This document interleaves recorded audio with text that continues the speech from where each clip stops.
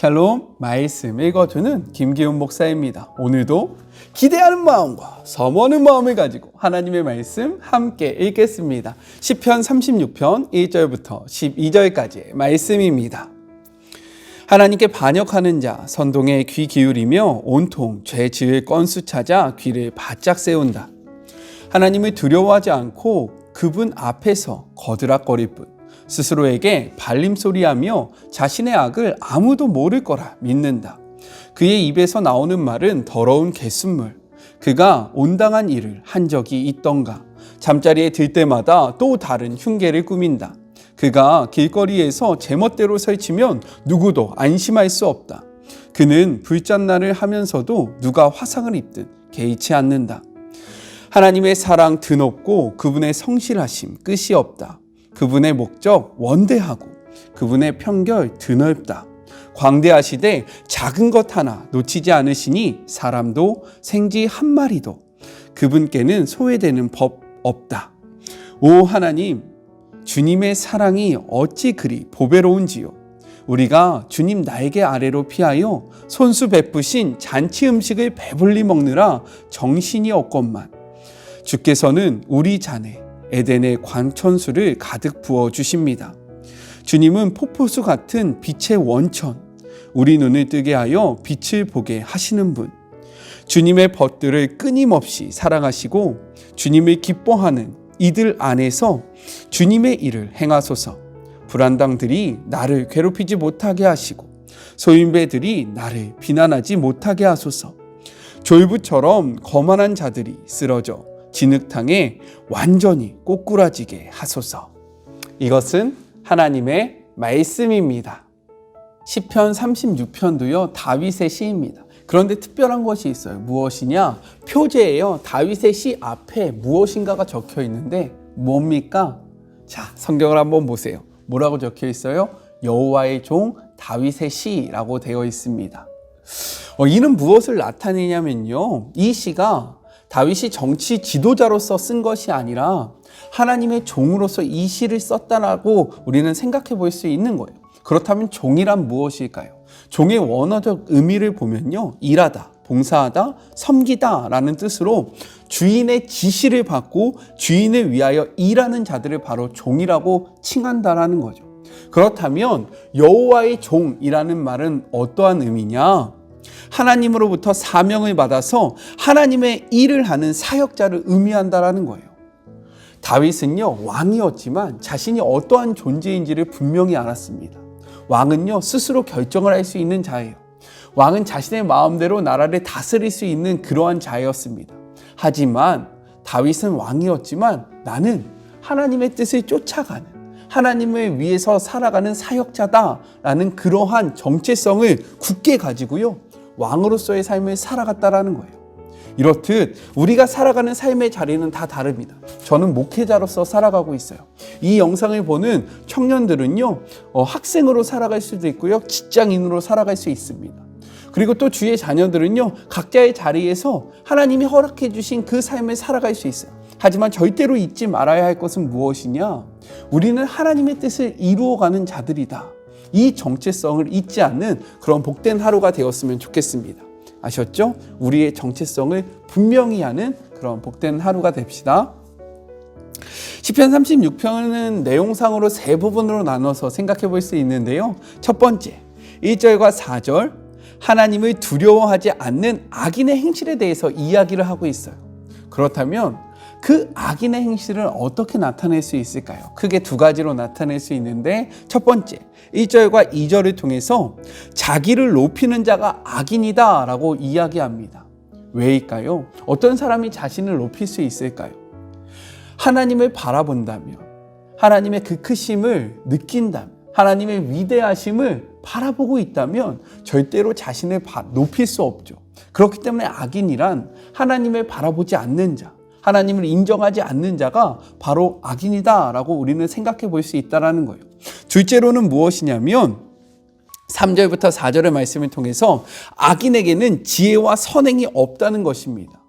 자, 말씀을 한번 찾아볼까요? 잠언의 말씀입니다. 9장 10절의 말씀을 먼저 볼게요.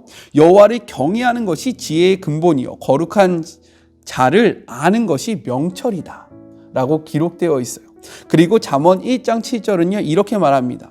여호와를 경외하는 것이 지식의 근본이거늘 미련한 자는 지혜와 훈계를 멸시하느니라.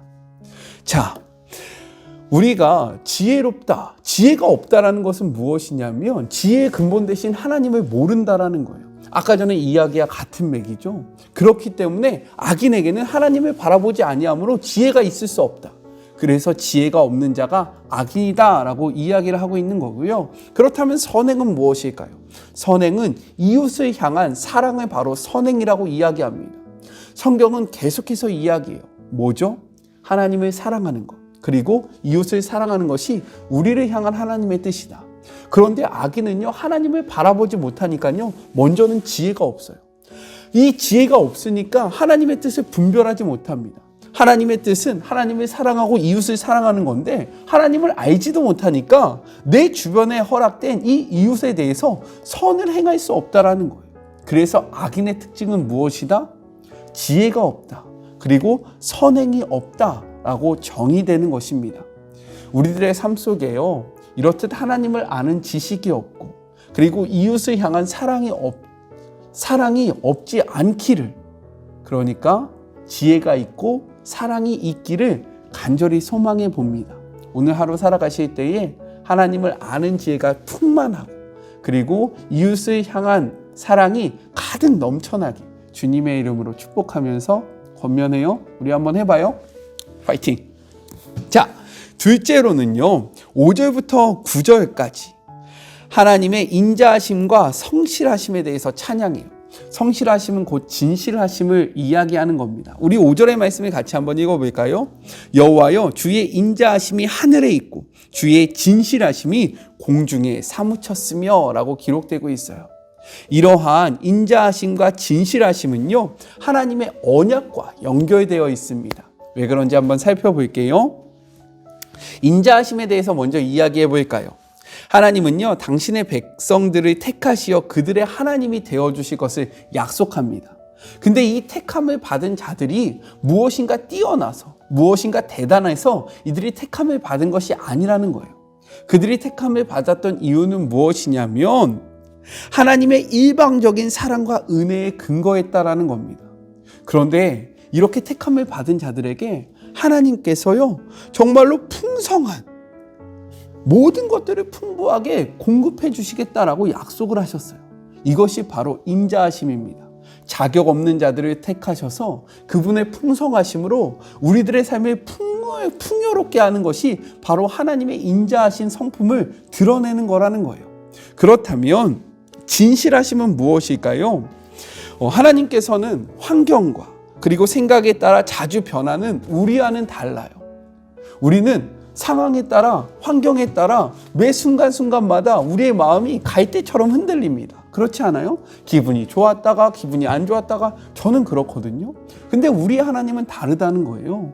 하나님은 어떠한 경우에도 변함없이 자신이 선포한 그리고 자신이 약속한 그 모든 것들을 지켜나가십니다. 즉 하나님께서 택하신 자들을 향해서 한결같이 인자하심을 베푸시는데요, 이것이 바로 진실하심이라는 거예요. 이해가 되십니까? 인자하심과 진실하심이 무엇인지 조금 이해가 되세요? 그런데 이 두 가지 표현, 주님의 인자하심과 주님의 진실하심, 즉 성실하심은요, 다른 뉘앙스를 나타내고 있는 것 같지만 하나님께서 선택하신 자들을 향해서 또 언약을 맺으신 그 백성들을 향해서 한결같이 나타내고 있는 그 사랑과 긍휼, 그리고 그 은혜를 드러내주고 있기 때문에 이것은 같은 의미로 쓰일 수 있다는 겁니다. 인자하심 뒤에는 하늘이라는 표현이 있고요, 진실하심 뒤에는 무엇이라고 나타나고 있습니까? 공중에 사무쳤다라고 이야기하고 있잖아요. 이것은 무엇을 나타내느냐? 하나님의 인자하심과 진실하심이 온 우주에 가득하다. 즉 정말로 끝없이 베풀어 주시는 그 사랑을 나타내고 있는 거예요. 우리가 믿는 하나님이 바로 이러한 하나님이라는 겁니다.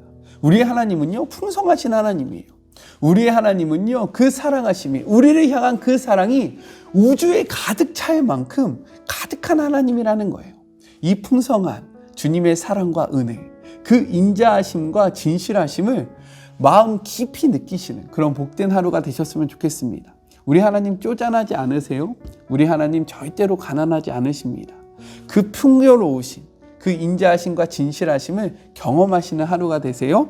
자, 마지막 세 번째는요, 10절부터 12절 악인과 의인의 비교입니다. 굉장히 재밌어요. 같이 한번 볼까요? 10절의 말씀. 주를 아는 자들에게 주의 인자하심을 계속 베푸시며 마음이 정직한 자에게는 주의 공의를 베푸소서라고 이야기합니다. 여기서 주를 아는 자들에서 알다라는 이 원어적 의미는 무엇이냐면 단순한 직적인 알미 아니라 체험적 그리고 인격적인 의미가 함축된 단어라는 거예요. 그렇기 때문에 하나님을 아는 자란 어떤 자냐? 하나님에 대해서 지식을 갖춘 자가 아니라요, 삶 속에서 하나님을 체험하고 하나님을 경외하고 그로 말미암아 그 힘으로부터 하나님을 경외하고 사랑하는 자가 바로 하나님을 아는 자다라고 이야기하고 있다라는 거예요. 여러분은 하나님을 어떻게 알고 계십니까? 지식으로 아는 것도 중요하지만 우리의 삶 속에서 그것을 체험하고 인격적인 하나님을 경험함으로 하나님을 아는 그런 복된 하루가 되었으면 좋겠습니다. 우리 12절의 말씀도 같이 한번 읽어볼까요? 악을 행하는 자들이 거기서 넘어졌으니 엎드려지고 다시 일어날 수 없으리로다 라고 이야기합니다. 악인과 의인의 가장 큰 차이점이 무엇인 줄 아십니까? 넘어지지 않는 것이 아니라요, 넘어졌다가 일어나면 의인이라고 이야기하고 넘어진 상태로 일어나지 못하면 악인이다 라고 성경은 이야기하고 있는 거예요. 그런지 안 그런지 한번 확인해 볼까요? 잠언 24장 16절의 말씀을 같이 한번 읽어보죠. 대저 의인은 7번 넘어질지라도 다시 일어서려니와 악인은 재앙으로 인하여 엎드려지느니라. 자, 봐봐요. 의인도요 7번 넘어진대요. 근데 8번 일어나면 의인이래요. 하지만 악인은요, 한 번 넘어졌을지라도 일어나지 못할 때에 악인이다 라고 이야기하고 있는 거예요. 왠지 아십니까? 의인은 실수가 없는 자가 아니라 계속해서 그 가운데서 하나님을 바라보는 자가 바로 의인이기 때문인 거예요. 우리의 삶에 넘어짐이 없을 수 없습니다. 저도요 넘어져요. 계속 넘어집니다. 오늘 넘어졌던 문제로 내일도 넘어집니다. 내일 넘어졌던 문제로 내일 모레도 넘어질 수 있어요. 하지만 그럼에도 불구하고 계속해서 옥두기처럼 빨딱빨딱빨딱 일어나서 다시금 하나님 앞에 나아가면요, 우리는 의인이 될 수 있는 거예요.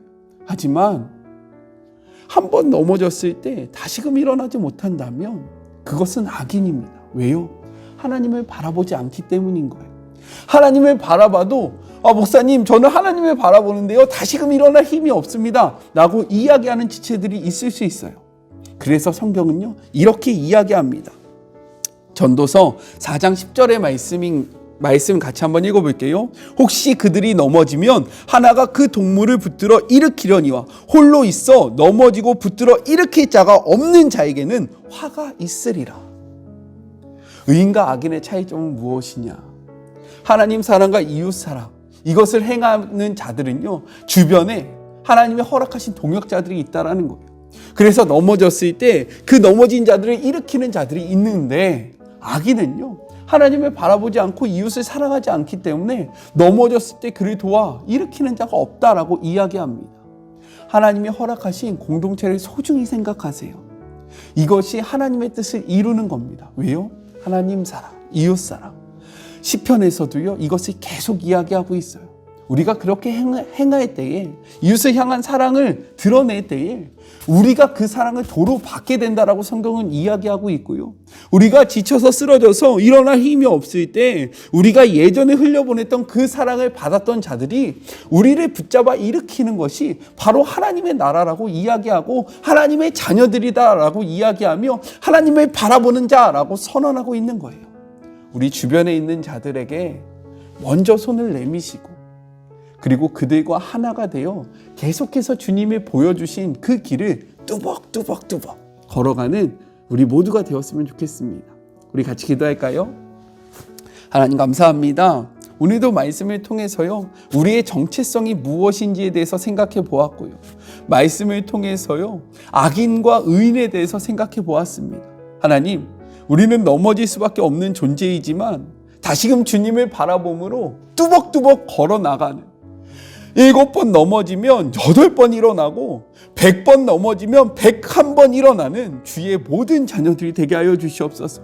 때로는 혼자의 힘으로 일어날 수 없을 때가 있습니다. 그러할 때 주변에 있는 그 공동체의 지체들이 우리를 향하여 손을 뻗게 하여 주시고, 혹은 우리가 공동체에 넘어져 있는 자들을 위하여 손을 뻗는 그런 복된 하루가 될 수 있도록 주님 축복하여 주시옵소서.